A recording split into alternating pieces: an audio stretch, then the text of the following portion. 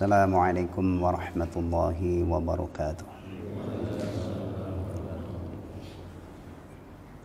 Bismillahirrahmanirrahim. Alhamdulillahi rabbil alamin. Wabihi nasta'inu ala umurid dunya waddin. Wassalatu wassalamu ala ashrafil anbiya'i wal mursalin, nabiyyina Muhammadin al-mab'uthi rahmatan lil alamin, wa ala alihi wa azwajihi wa dhurriyyatihi wa sahabatihi wa man tabi'ahum bi ihsanin ila yaumiddin, amma ba'd.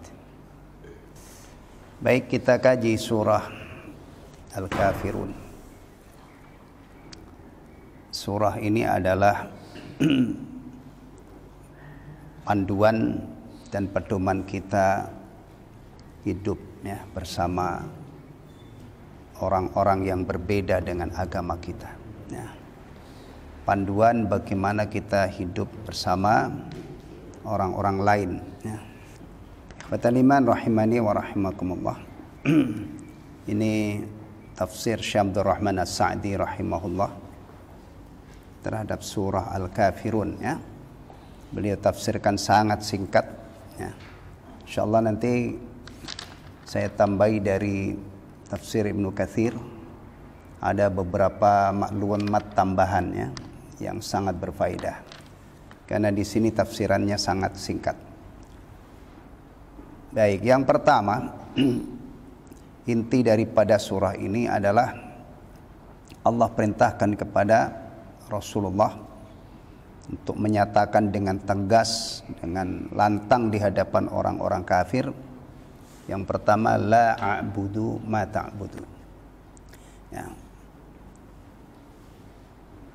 Yakni berlepas diri dari apa yang disembah oleh orang-orang kafir. Masalah sesembahan itu ada dua kategori. Al-ilahul haq ya. Sesembahan yang benar, yang berhak disembah, itu hanya satu, tidak ada sekutu baginya, yaitu Allah tabaraka wa ta'ala. Sementara apapun yang disembah oleh manusia ya, berapapun jumlahnya, itu semua adalah alihah batilah, Tuhan-Tuhan yang tidak berhak untuk dituhankan ya. Sehingga cuman ada dua kategori ini. Sesembahan yang berhak disembah, yaitu hanya satu Allah tabaraka wa ta'ala, dan al-ilahul haq, al-alihah batilah. Sementara yang disembah oleh orang kafir ini adalah sesembahan yang tidak punya hak untuk disembah. Maka Rasulullah SAW diperintah oleh Allah untuk menyatakan dengan tegas, kami tidak menyembah apa yang kalian sembah. Berlepas diri dari yang mereka ibadahi selain Allah. Nah, baik secara zahir maupun batin. Ini harus tegas di sini. Ya, tidak boleh orang Islam itu sampai tidak kelihatan di titik ini. Karena yang kita yakini adalah la ilaha illallah wahdahu la syarikalah. Sementara yang disembah mereka itu adalah yang tidak punya hak untuk disembah. Yang kedua, berlepas diri dalam ibadahnya. Ibadahnya orang Islam dengan ibadahnya orang di luar Islam. Orang kafir itu beda. Nah, kalau orang Islam itu bicara ibadah harus melibatkan namanya ikhlas. Nah, sementara mereka tidak ada itu. Maka ibadah yang mereka lakukan itu sebenarnya bukan ibadah. Nah, jadi yang pertama sudah kelihatan ini baroah, namanya berlepas diri dari apa yang disembah oleh orang kafir. Yang kedua, ibadahnya. Karena ibadah mereka itu bukan ibadah yang sebenarnya. Nah, intinya di dua itu yang disebutkan dalam tafsir ini. Kemudian puncaknya ya, karena sesembahannya sudah beda, ibadahnya sudah beda, maka di sini ada pemisah yang jelas. Lakum dinukum waliyadin. Nah, ini ya. Baik, untuk urusan inilah yang saya katakan di awal tadi, ini panduan dan pedoman kita hidup beragama bersama orang lain. Untuk urusan agama tidak boleh dicampur-campur, ya. Jangan sampai keislaman kita itu ada tercampur dengan di luar Islam. Ya. Adapun masalah muamalah antum sudah belajar ya al-adabul mufrad, ya. Itu kita bisa bertetangga dengan orang kafir. Bahkan seorang anak itu bisa mungkin memiliki orang tua kafir. Panduannya jelas. Kalau orang tuanya ngajak kafir jangan diikuti, tapi tetap orang tua ini dipergauli dengan baik, diurus, dibantu, ya kan. Tapi kalau materi agamanya ini ya tidak boleh ada Islam ini tercampur dengan agama lain. Kalau masalah fisiknya kita bisa bertetangga, bahkan mungkin bisa satu rumah dengan orang yang beda agama. Tapi ini lakum dinukum waliyadin. Nah, ini kalau dilihat sekilas ini kayaknya itu ayat toleransi gitu ya. Oh silakan kamu agamamu, saya agamaku gitu. Padahal kalau dibaca dari awal ya, itu terlihat jelas ayat ini namanya ayat baro'ah. Qul ya ayyuhal kafirun la a'budu ma ta'budun wala antum abiduna ma'abud. Ini sudah kelihatan ada pemisah yang jelas, ya kan? Wala ana abidum ma'abadtum wala antum abiduna ma'abud. Lakum dinukum waliyadin. Tapi memang ya kadang-kadang orang beristidlal atau mengambil dalil dari Al-Qur'an itu sekenanya ya. Ya kan?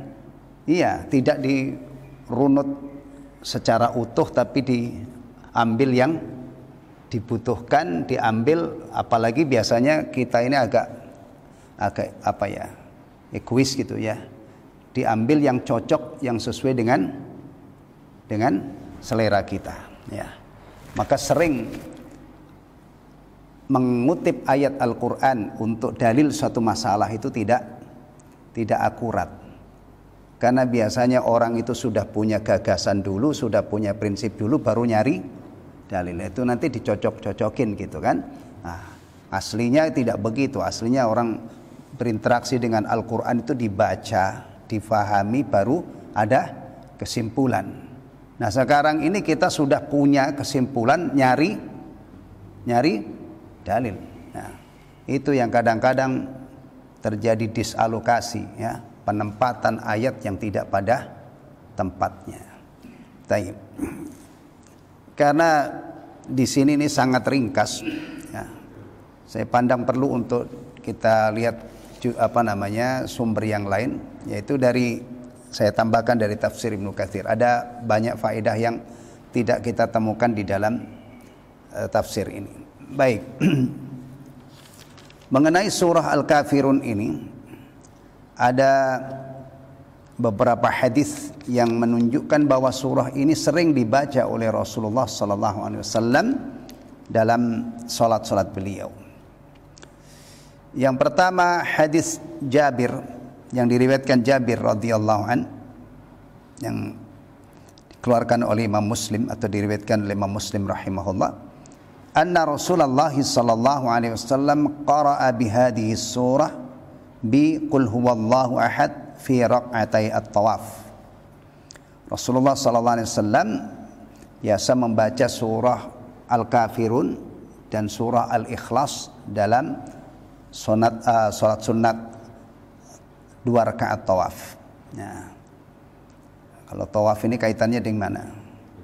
Kalau kita bicara tawaf itu kaitannya hanya dengan satu tempat di muka bumi ini. Ya di sana Ka'bah, ya. Kalau sampai di tempatnya ini dipindahkan, ibadah tawaf itu dipindahkan kepada selain Ka'bah, tawaf di kuburan, wah, alhamdulillah. Ini nanti persoalannya masuk ke ranah yang sangat mengerikan, yaitu masuk pembahasan apa? syirik, ya kan? Kalau tawaf itu dilakukan di kuburan untuk mentakdim, untuk mengagungkan penghuni kubur itu, nah ini sudah masuknya ke pembahasan akidah, ya. Taib. Kemudian wa fi sahihi Muslim min hadithi Abi Hurairah, dalam sahih Muslim hadis yang diriwayatkan Abu Hurairah, anna Rasulullah sallallahu alaihi wasallam qara'a bihima fi raq'atil al-fajr, bahwa Rasulullah sallallahu alaihi wasallam membaca dua surat, ya, surah Al-Kafirun dan Al-Ikhlas, ya, pada dua rakaat fajar. Dua rakaat fajar itu adalah sama dengan qabliyah subuh, ya. Makanya qabliyah subuh itu yang enggak lama-lama, enggak panjang, karena yang dibaca cuman surah Al-Kafirun dan surah Al-Ikhlas, ya. Kecuali kalau membacanya itu lambat banget, ya bisa panjang, ya kan? Benar nggak? Kalau bacanya Bismillahirrahmanirrahim 1 menit atau setengah menit, baru nyusul Alhamdulillahirrabbilalamin. Tapi ada nggak bacaan sholat seperti itu? Nggak ada, ya. Bacaan sholat itu ya biasa. Nah, bahkan kadang-kadang cenderung cepat, ya. Cepatnya tapi cepat tidak mengurangi hak-hak huruf, ya. Tetap mura'ah, memperhatikan hukum-hukum bacaan. Baik. Kemudian masih ada lain lagi. Wa an Mujahid an Ibnu Umar, dari Mujahid dari Ibnu Umar radhiyallahu anhuma, anna Rasulullah sallallahu alaihi wasallam qara'a fi rak'ataini, bahwa Rasulullah sallallahu alaihi wasallam membaca dalam dua rakaat. Pertama qabla al-fajr, ya, sebelum fajar, sebelum subuh, qabliyah subuh. Al-Kafirun dengan Al-Ikhlas. Wa ba'dal maghrib, wa rak'ataini ba'dal maghrib, dua rakaat sesudah maghrib, ba'diyatal maghrib. Beliau juga sering membaca ini. Bahkan di sini disebutkan bid'an wa ishrina marrah atau bid'a asyarata marrah, 20 kali sekian, ya, Rasulullah membaca, atau 10 kali lebih, ya, dengan membaca qul ya ayyuhal kafirun wa qul huwallahu ahad. Jadi ini terapan, ya, terapan surah Al-Kafirun dalam solat-solat kita, ya. Itu di tadi rakaat at-tawaf membaca Al-Kafirun dengan Al-Ikhlas. Qabliyah subuh juga Al-Kafirun dengan Al-Ikhlas. Ba'diyatal maghrib juga Al-Kafirun dan Al-Ikhlas. Berarti surah ini, ya, sering dibaca oleh Rasulullah sallallahu alaihi wasallam. Dipadukan dengan surah Al-Ikhlas, ya. Taib.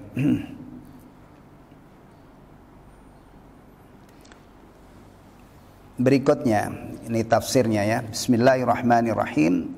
Qul ya ayyuhal kafirun la a'budu ma ta'budun. Ila akhir surah lakum dinukum waliyadin. Hadhihi surah suratul Bara'ah. Nih Ibnu Katsir rahimahullah menjelaskan surah Al-Kafirun. Kata beliau rahimahullah, surah ini adalah surah Bara'ah. Pernyataan yang tegas, lantang, berlepas diri dari apa yang ada pada orang kafir. Nah, tegas, ya, berarti antum perhatikan, berarti surah ini harus benar-benar mewarnai Islam kita. Katakan dengan jelas atau dengan sikap, ya, sikap yang tegas, ya, bara'ah, berlepas diri. Orang kafir di sana, kita di sini. Tidak akan campur-campur, tidak akan ketemu, ya, keislaman kita ini dengan agama mereka. Minal amal alladhi ya'maluhul musyrikun. Bara'ah itu berlepas diri. Apa bahasanya, enggak cawe-cawe gitu, ya, berlepas diri, ya. Ya. dari amal yang dikerjakan oleh orang-orang musyrik. Wa hiya amiratun bil ikhlasi fihi. Surah ini memerintahkan untuk ikhlas dalam amal. Faqauluhu ta'ala, qul ya ayyuhal kafirun. Firman Allah Ta'ala, qul ya ayyuhal kafirun, katakanlah wahai Muhammad, wahai Rasul, ya ayyuhal kafirun, wahai orang-orang kafir. Yashmalu kulla kafirin ala wajhil ard, mencakup semua orang kafir yang ada di muka bumi ini. Masya Allah ya. Beragama itu kadang-kadang harus tegas begini. Kalau sudah urusannya dengan orang di luar Islam, ya. Tapi kalau dalam sesama umat nanti dulu ya. Untuk masalah-masalah fikih itu kita tidak diajari untuk seperti ini. Masalah fikhiyah itu modal kita untuk masalah ini dengan saudara-saudara kita sama muslim itu rahabatus sadr, lapang dada.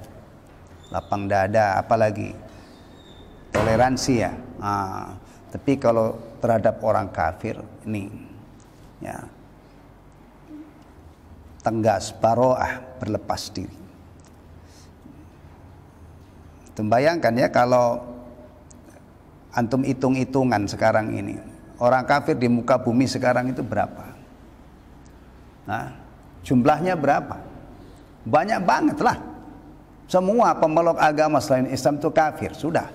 Antum hitung sendiri, ada agama-agama besar. Bahkan Islam itu kalau secara internasional, secara alamiah, mendunia itu belum menjadi agama yang terbesar. Masih ada, masih kalah dengan agama-agama yang lain. Nah, Nasrani berapa? Berapa miliar antum dengar? Hindu itu juga besar, ya kan? Semuanya. Ya enggak peduli mau jumlahnya berapa, yang jelas firman Allah ini, qul ya ayyuhal kafirun, ini mencakup semua orang kafir di muka bumi. Ya. Kalau dihitung pakai jenis agamanya aja banyak. Selain Islam berapa itu? Ya. Taib. Walakinnal muwajihina bihadzal khitab hum kuffaru Quraisy. Namun dulu ya, ketika Rasulullah sallallahu alaihi wasallam sudah sampai kepada beliau wahyu ini, surah Al-Kafirun, itu yang dihadapi oleh Rasulullah siapa? Orang-orang kafir Quraisy. Ya. Maka pada waktu itu ya, firman Allah Subhanahu wa taala ini mengarah kepada orang-orang kafir Quraisy. Tapi kalau kita baca sekarang qul ya ayyuhal kafirun, lagi-lagi cakupannya adalah mencakup semua orang kafir di muka bumi. Kan Rasulullah dulu yang dihadapi hanya sedikit. Rasulullah sallallahu alaihi wasallam, di zaman Rasulullah sallallahu alaihi wasallam, apalagi di awal dakwah, itu yang dihadapi hanya orang-orang Quraisy. Ya kan? Quraisy. Bahkan di akhir hayat beliau itu baru berapa?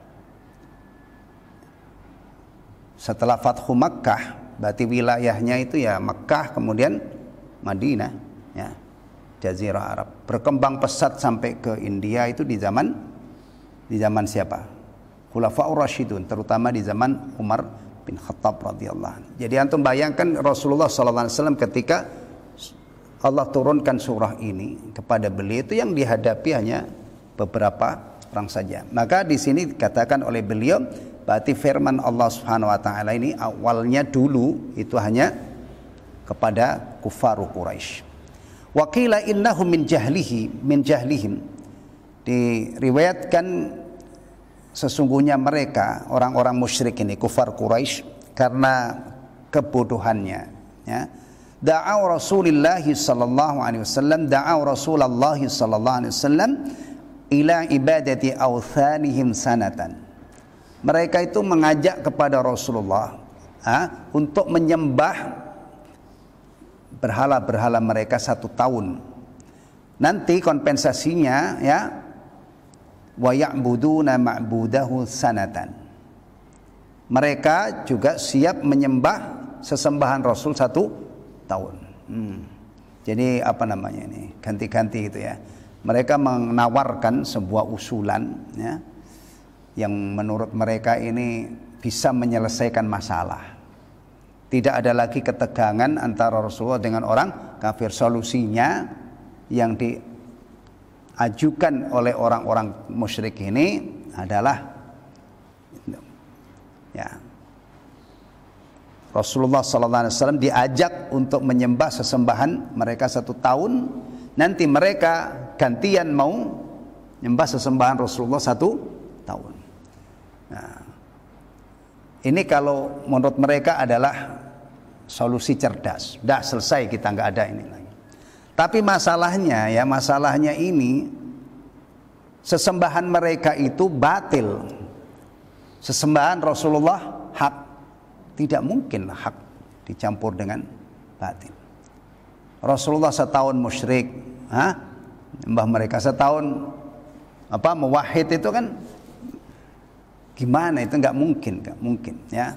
Maka di sini tidak mungkin ada negosiasi 2 kali 3 kali, apalagi mondar-mandir, apalagi sidang nggak jelas keputusannya, nggak. Allah tidak menghendaki itu. Dikat usulan ini ya. Sekarang ini dihidupkan ini ya. Usulan orang-orang musyrik ini sekarang diusung lagi. Nah, supaya kita ini damai, udahlah nggak usah jangan punya keyakinan bahwa agama kita ini yang paling mirip, substansinya mirip ya. Untuk supaya kita ini damai, udah jangan mengklaim bahwa agama kita ini yang paling benar, semua agama sama. Ujung-ujungnya ya ini. Yang dikehendaki orang musyrik itu adalah rukun gitu ya, tapi yang di usulannya ini yang tidak mungkin diterima oleh Rasulullah sallallahu alaihi wasallam. Ya. Baik. Fa anzalallahu hadhihi surata wa amara rasulahu ya fiha. Allah turunkan surat ini, tidak berlama-lama ya, lalu Allah turunkan surat ini. Wa amara rasulahu fiha, dan Allah perintahkan kepada Rasulnya sallallahu alaihi wasallam dalam surah ini antabarra'a min dinihim bil kulliyah, agar berlepas diri dari agama mereka secara total. Udah, berarti nggak ada lagi setelah diturunkan surah ini sikap Rasulullah dan orang-orang beriman itu sudah jelas. Jadi jangan antum bayangkan mondar-mandir, ketemu lagi yang ketiga, yang kelima, bernegosiasi nggak putus-putus. Sekali ini diusulkan oleh mereka, Allah turunkan surat, dan isinya Rasulullah SAW diperintah untuk bara'ah, berlepas diri secara total. Ini ikhwatal iman, ini yang hilang hari ini, yang hilang itu pelajaran ini ya. Yang peduli dengan bara'ah ini ya, itu jarang kan. Orang Islam itu begitu ceroboh, dia dekat-dekat dengan orang kafir, melakukan apa yang mereka lakukan, ikut kadang-kadang yang paling yang paling vulgar itu dalam masalah hari raya. Orang Islam itu sudah lompat pagar istilahnya, mestinya itu lakum dinukum waliyadin. Hari raya keagamaan itu bagian dari agama mereka, ya kan? Berarti kalau kita menerapkan surah ini lakum dinukum waliyadin, itu mestinya ya kita itu tidak ikut-ikutan apa yang kan hari raya agama itu memang bagian dari agamanya. Maka setiap orang Islam punya Idul Fitr, Idul Adha. Orang lain nanti, bahkan di negeri kita ini hari raya itu memang sudah baku, ya kan, bahkan sampai dijadikan hari libur nasional. Nah, ini yang di titik ini kita harus merenung. Makanya Syekh Muhammad bin Abdul Wahhab rahimahullah ketika mendefinisikan Islam itu melibatkan ini, karena bara'ah itu penting banget. Kalau kita muslim gak bara'ah, itu nanti lama-lama agama kita ini lumer ya, menguap, hilang dari jalur ini. Nah, makanya Syekh Muhammad bin Abdul Wahhab rahimahullah yaitu ketika mendefinisikan Islam, al-islamu huwa al-istislamu lillahi bit-tauhid Walinqiyadu lahu bitta'ati wal bara'atu minasyirki wa ahli. Wal bara'ah itu satu apa namanya? Include ya, satu takrif, satu definisi. Islam itu adalah kamu berserah diri, tunduk kepada Allah, dilandasi dengan tauhid la ilaha illallah. Kamu taati ajaran Islam ini dan berlepas diri, bara'ah. Nah, ini kadang-kadang kan enggak. Bahkan ini memang hari ini hilang. Ya. Sehingga atas nama ingin apa namanya damai, atas nama ingin akur, ini dijebol ini apa namanya sekat ini. Padahal mutlak bagi seorang muslim itu adalah bara'ah dari orang-orang kafir secara kulliyah. Kenapa ikhwatal iman? Karena dari satu sisi antum ini menjadi muslim sejati tidak perlu ngambil ajaran dari lain. Semuanya itu sudah ada yang kita perlukan untuk menjadi muslim sejati. Tidak ada celah, ya, tidak ada apa namanya, ya, bagian di mana kita itu harus berguru kepada orang lain. Kita baroah ini karena agama kita ini sudah menyediakan semua yang kita butuhkan untuk bahagia dunia sampai akhirat. Dalam hal apa kita berguru dengan mereka? Sehingga agama kita itu kita campur-campur dengan agama mereka. Dalam hal apa? Enggak ada, karena kita ini sudah sempurna. Anda ingin menjadi muslim sejati sudah ada di sini. Tidak perlu sedikit pun untuk mengadopsi, mengambil dari agama lain. Ya. Baik. Faqala la a'budu ma ta'budun. Aku tidak menyembah apa yang kamu sembah. Ya. Antum bayangkan ya ketika Rasulullah atau orang beriman menyatakan la a'budu ma ta'budu. Aku tidak menyembah apa yang kamu sembah. Apa? Orang mukmin menyembah Allah sementara yang kamu sembah wahai orang-orang kafir, ya. Kalau dulu adalah tadi disebutkan ini Rasulullah dulu adalah mengarahkan firman Allah ini kepada kafir Quraisy. Yang mereka sembah itu apa? Ya, yakni minal asnami wal andad.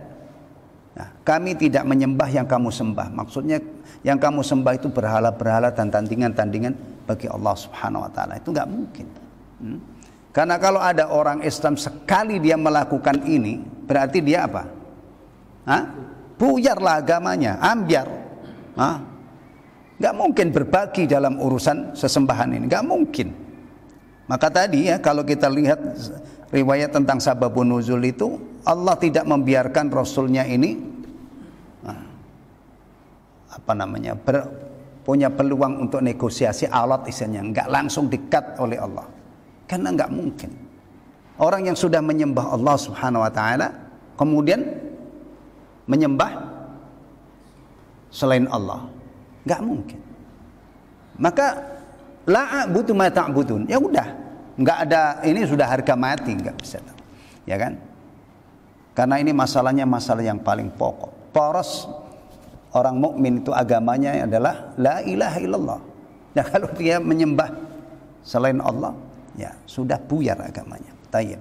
Wala antum abiduna ma'abud, dan kalian juga bukan penyembah orang apa-apa yang aku sembah. Wa huwallah, saya menyembah Allah, kalian menyembah berhala. Jauh banget bedanya kan? Huwallahu wahdahu la syarikalah, yang maha esa, yang tidak ada sekutu baginya. Fama hahuna bima'na man. Ma dalam ayat ini berarti man, ya. La a'budu ma ta'budun wala antum abiduna man a'bud. Tayyib. Thumma qala wala ana abidum ma abadtum wala antum abiduna ma a'bud. Ay wala a'budu ibadatikum, saya tidak menyembah dengan ibadah kalian.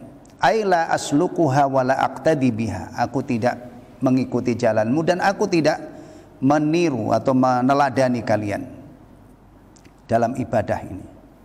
Innama a'budu 'alal wajhil ladzi yuhibbuhu wa yarda. Saya hanya beribadah kepada Allah sesuai dengan hal-hal yang dicintai dan diridhai oleh Allah. Pertama, perhatikan ini jelas banget ini ya. Baro'ah dalam masalah sesembahan. Karena beda banget Rasulullah dan orang-orang beriman menyembah Allah, orang kafir, orang musyrik menyembah berhala-berhala. Nggak mungkin ini dicampur-campur, harus baro'ah. Yang kedua, ibadahnya. Karena kalau kita bicara sesembahan, itu berikutnya adalah tata cara ibadahnya. Ini juga baro'ah. Orang kafir ibadahnya bukan ibadah. Orang mukmin ibadahnya hanya dengan bertaqarrub kepada Allah, mempersembahkan kepada Allah, melaksanakan apa-apa yang dicintai dan diridhoi oleh Allah Subhanahu wa taala. Ya. Nah, ini kadang-kadang juga orang Islam itu urusan ibadah ini juga enggak keluar dari rel ini, ya. Keluar dari rel ini. Baik. Walihada qala, oleh karena itu Allah berfirman, wala antum abiduna ma'abud. Ay la taqtaduna bi awamirillahi wa syar'ihi fi ibadatihi. Kamu tidak mengikuti perintah-perintah Allah dan syariatnya dalam beribadah kepadanya. Bal qad ikhtara'tum syai'an min tilqa'i anfusikum. Tapi kalian mengada-adakan sesuai dengan keinginan kalian. Ini ibadah mereka. Nah, ibadahnya orang Islam itu adalah berdasarkan syariat Allah, sementara ibadah mereka itu ibadah yang diada-adakan oleh mereka. Gimana ketemu? Ya. Berarti dua hal ya. Pertama, sekali lagi baro'ah dalam masalah sesembahannya, yang kedua baro'ah dalam masalah tata cara ibadahnya. Karena tidak akan ketemu. Sesembahan orang beriman dengan sesembahan orang kafir tidak ketemu. Cara ibadahnya pun beda. Fatabarra'a minhum fi jami'i ma hum fi. Maka berlepas diri dari mereka, dari orang-orang kafir dalam semua yang ada pada mereka. Ya. Sudah terlihat ya begitu jelasnya jarak antara keduanya ini. Fa innal 'abida la budda lahu min ma'budin. Kalau kita bicara abid itu orang yang menyembah, ya. La budda lahu min ma'bud. Dia harus memiliki sesembahan. Kalau kita bicara orang yang abid ini orang ya, isim fa'ilnya, orang yang beribadah. Kan berarti dia beribadah kepada yang diibadah, yang disembah. Ya. Taib. La budda lahu min ma'budin ya'buduhu. Tidak harus ada sesembahan yang dia sembah. Ya. Wa ibadatin yaslukuha ilaih, dan ibadah yang dia lakukan untuk menyembah sesembahannya ini. Ya. Kita pakai istilah kubu ya, kubu Rasulullah sallallahu alaihi wasallam. Tentunya ini Rasulullah dan orang-orang yang beriman. Begini cara ibadahnya.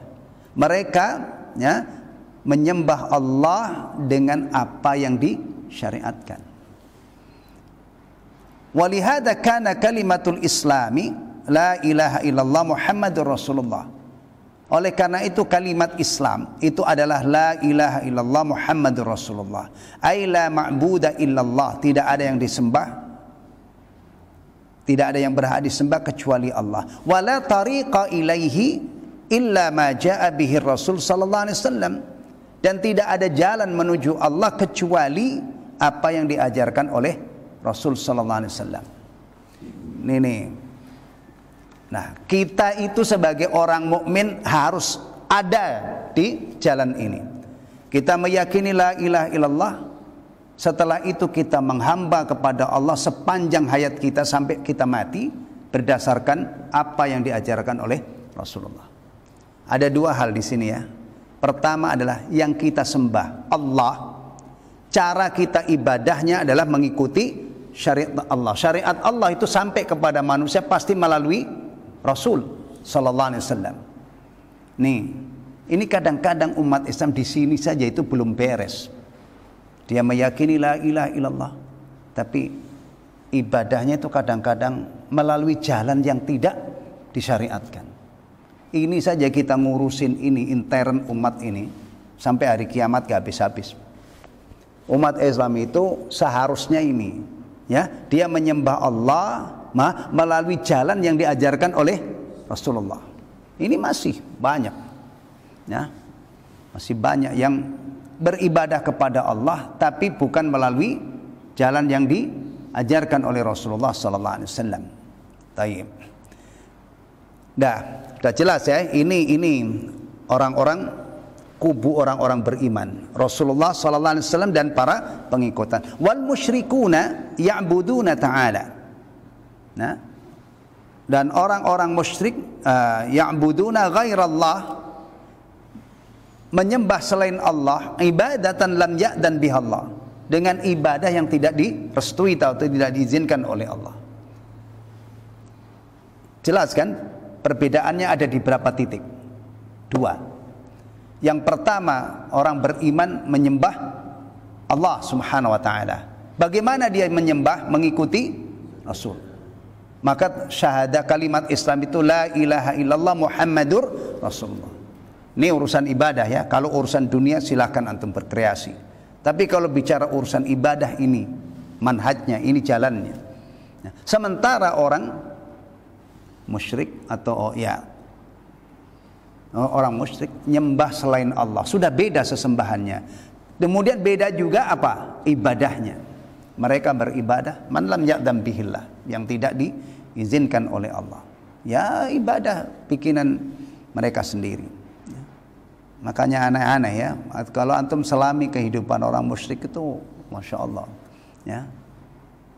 Mereka haji, tapi hajinya itu aneh-aneh. Ya kan? Waktu dulu itu mereka kalau tawaf itu telanjang. Dan sekarang itu banyak juga aliran-aliran menyimpang itu yang prakteknya mirip-mirip dengan apa yang ada di masa itu. Ya. Taib. Walihada qala lahum Rasul sallallahu alaihi wasallam, oleh karena itu Rasul sallallahu alaihi wasallam bersabda, ya, lakum dinukum waliyadin. Rasulullah mengatakan kepada mereka dengan tegas, lakum dinukum waliyadin. Ya.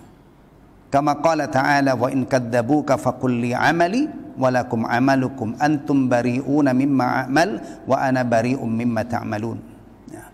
Jadi ada benar-benar ada pemisahan yang jelas. Ya. Taib. Wa qala al-Bukhari, yuqal al-Bukhari mengatakan lakum dinukum al-kufr waliyadin al-islam.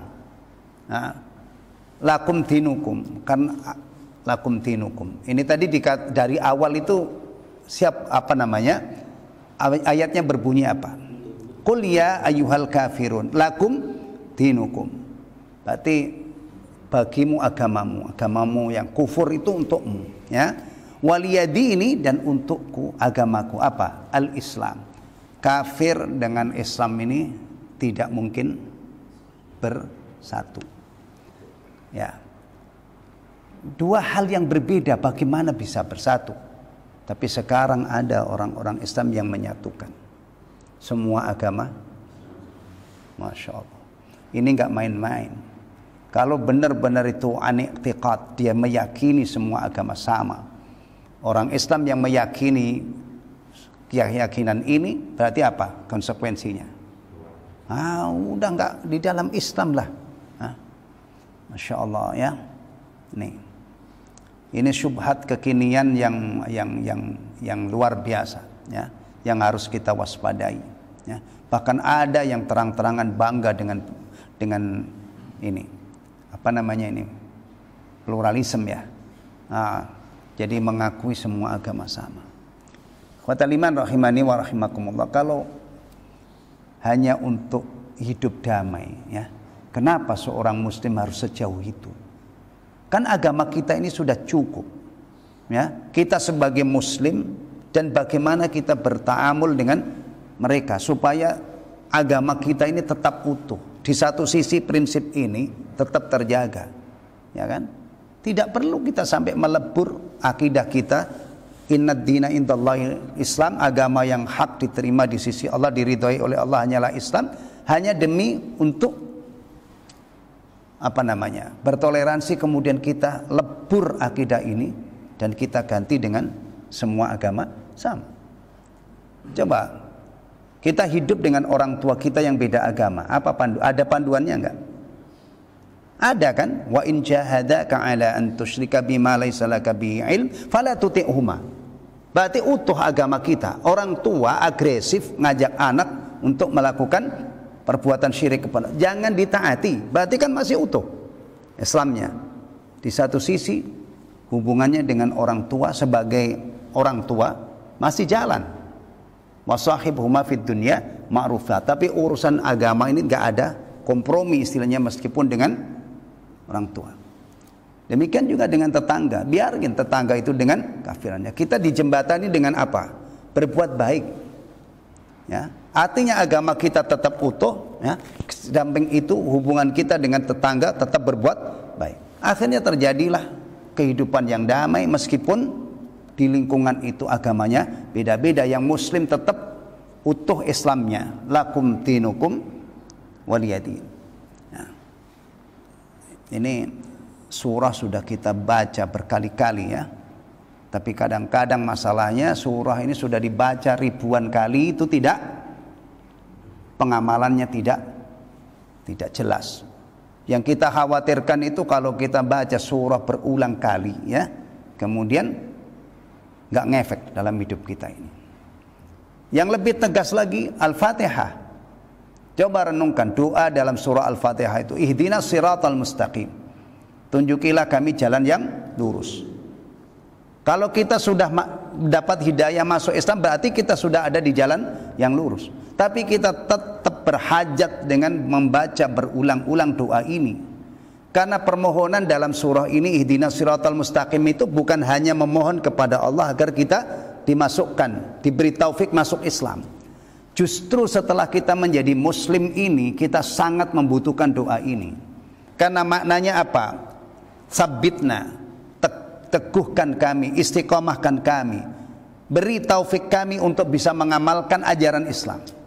Maka surah Al-Fatihah ini dibaca berulang-ulang oleh orang Islam. Mungkin orang luar itu kadang-kadang agak bingung juga melihat kita. Nah, itu orang Islam katanya agama dia itu agama yang lurus, jalan yang lurus. Nah, dia sudah Islam, kenapa masih pagi, fajar, duhur, asar, maghrib, isya dia mengulang-ulang doa ini? Oh, berarti dia nggak paham. Bagi kita, hajat kita untuk membaca ihdinas siratal mustaqim, siratal ladzina an'amta itu bukan selesai ketika kita menjadi Muslim. Justru setelah kita menjadi Muslim, kita sangat berhajat. Minta diteguhkan oleh Allah, diberi taufik oleh Allah supaya bisa mengamalkan ajaran Islam. Taib. Lanjutnya apa? Siratal ladzina an'amta 'alaihim. Jalannya mereka yang diberi nikmat. Siapa itu? An-nabiyyin, as-siddiqin, syuhada, salihin. Ghairil maghdubi 'alaihim. Siapa? Al-yahud. Nah, waladdallin an-nasara. Begitu Rasulullah menafsirkan. Nah, coba resapi ini. Ketika kita memohon kepada Allah, tunjukilah kami jalan yang lurus, itu agar kami ini sejalan dengan orang-orang mulia sebelum kita, para nabi, siddiqin, syuhada dan salihin. Dipertegas lagi, bukan jalan orang yang dimurkai, bukan jalan yang orang-orang yang sesat. Nah, tiba-tiba ada orang mengatakan semua agama sama.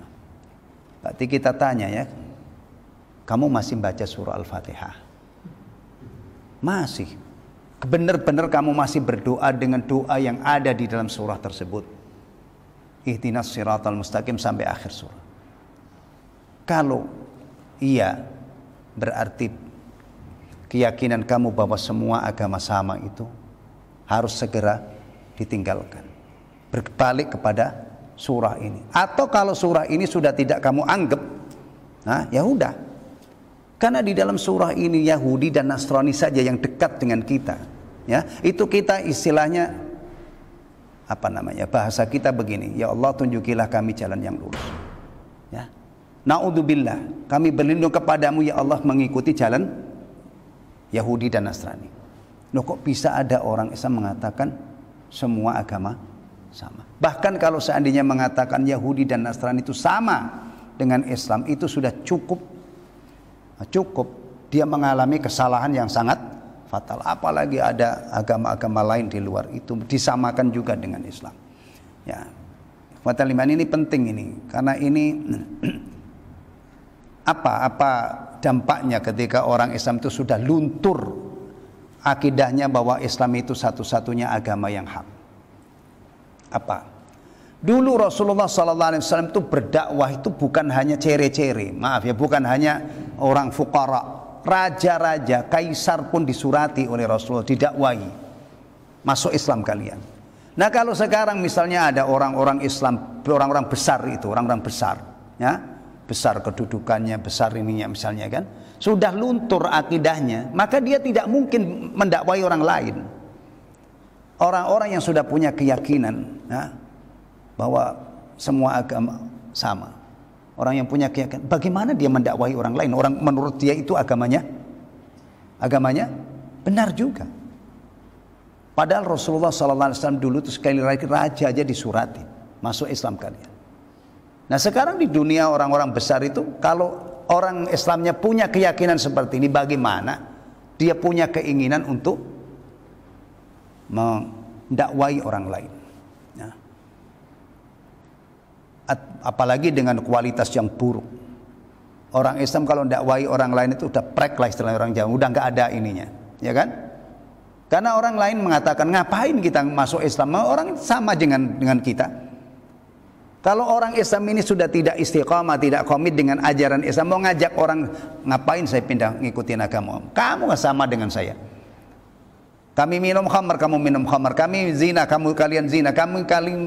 Hidup kalian tidak ada bedanya dengan kami. Hah? Punya ini, masih punya muka untuk mendakwai mereka kalau keadaan kita seperti ini. Ya. Itu yang tergambar ya. Yang kedua, ini sekup kecil aja, sekup keluarga. Kalau orang itu benar-benar punya keyakinan semua agama sama, masih punya semangat kayak Ibrahim enggak? Masih punya semangat seperti Luqman Al-Hakim mewariskan agama kepada anaknya, itu masih ada semangat apa enggak?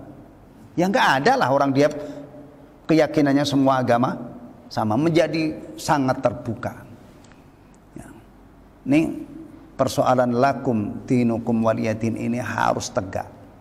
Ya, harga mati istilahnya, karena ini menyangkut dua hal yang tidak mungkin kita campur dengan yang lain. Pertama, apa tadi? Yang pertama, masalah yang disembah, al-ma'bud, beda.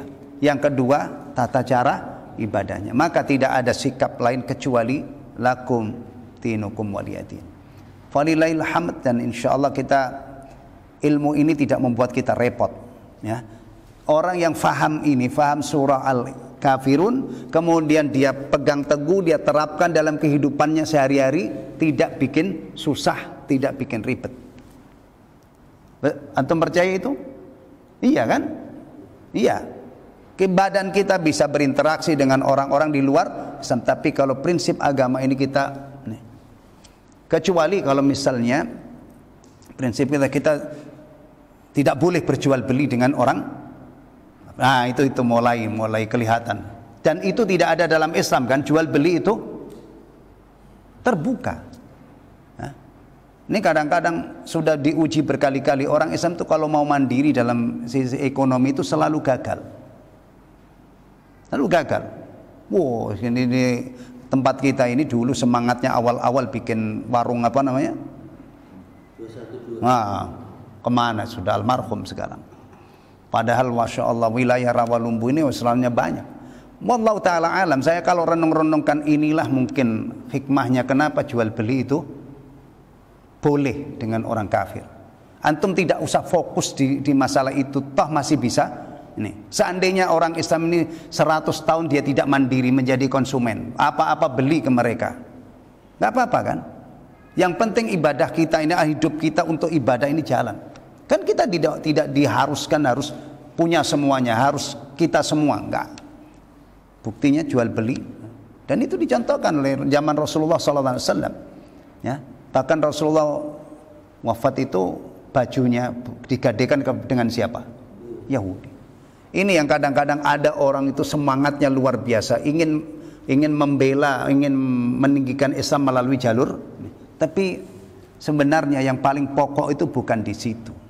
Bagaimana antum ingin menjayakan Islam dari sisi itu kalau kualitas kita sebagai orang Muslim ke dalamnya itu keropos. Ya. Kadang-kadang ada orang tuh seminar, masya Allah bagaimana ekonomi Islam ini kuat, tapi masalah sholat saja kadang-kadang tidak maksimal. Gimana? Ternyata min hikmatillah, kenapa jual beli boleh? Kalau seandainya kita ini dilarang jual beli dengan orang Muslim, menimbulkan apa? Masyaqqah kan? Tapi kalau lakum dinukum waliyadin kita praktekkan, ya, istilahnya itu kasarnya mereka ke gereja, kita ke masjid, itu tidak membuat kita repot. Kita hidup dengan agama kita, mereka hidup dengan agama mereka, enggak repot. Bahkan bisa bertetangga dekat. Saya punya tetangga non Muslim, saya Muslim, saya hidup dengan Islam saya, mereka hidup dengan bisa, enggak apa-apa, enggak membuat kita repot, ya. Apalagi sampai digambarkan kalau masih ada keyakinan bahwa orang Islam itu mengaku di agamanya yang paling besar, ini berpotensi berdarah-darah, ujung-ujungnya perang. Wah, ini orang nggak beres ini. Orang Islam itu kalau hidup bersama orang lain itu semangatnya bukan mau menyembelihin orang, bukan mau nyakitin orang, bahkan semangatnya itu adalah apa? Ihsan. Iya, berbuat baik. Ini kadang-kadang gambarannya ini, wah ini kita nggak aman kalau orang Islam itu masih punya keyakinan bahwa agamanya yang benar, masih punya semangat baroah. Tuh. Ini gambaran-gambaran yang tidak mungkin terjadi, gambaran-gambaran yang tidak ada nyatanya. Kalau orang Islam itu benar-benar memahami Islam kemudian dia praktekkan surah ini dalam kehidupannya. Baik, semoga Allah Subhanahu wa taala memberikan taufik kepada kita untuk bisa menegakkan prinsip ini, ya. Apa tadi namanya? Baroah. Baroah itu apa? Bahasa gampangnya apa? Lepas diri, enggak cawe-cawe, enggak ikut-ikut lah. Udah, agamamu, agamaku. Taib. Nah. Alhamdulillah tinggal beberapa surah. Ini tinggal yang pendek-pendek banget ini, ya. Mudah-mudahan nanti surah-surah berikutnya termasuk surah An-Nasr yang urutannya persis sesudah Al-Kafirun. Ya. Kalau kita membaca surah An-Nasr itu apalagi cuman terjemahannya saja, yaitu ada sesuatu yang tidak kita sangka, ya. Kalau kita kaji surah ini ada sesuatu yang tidak terlihat di dalam teks surah An-Nasr. Surah An-Nasr ini ternyata disebut surah At-Tawdi', surah perpisahan.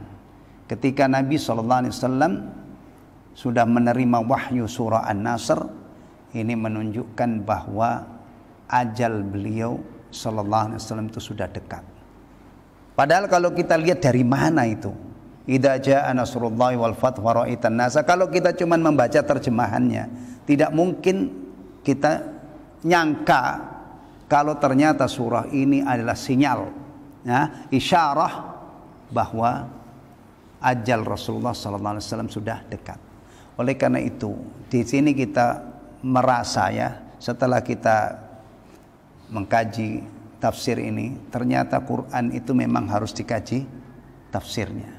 Ada faedah-faedah yang hanya bisa kita petik melalui tafsir, tidak cukup dengan terjemahannya. Falillahil hamd, kita punya majelis kecil-kecilan ini, ya.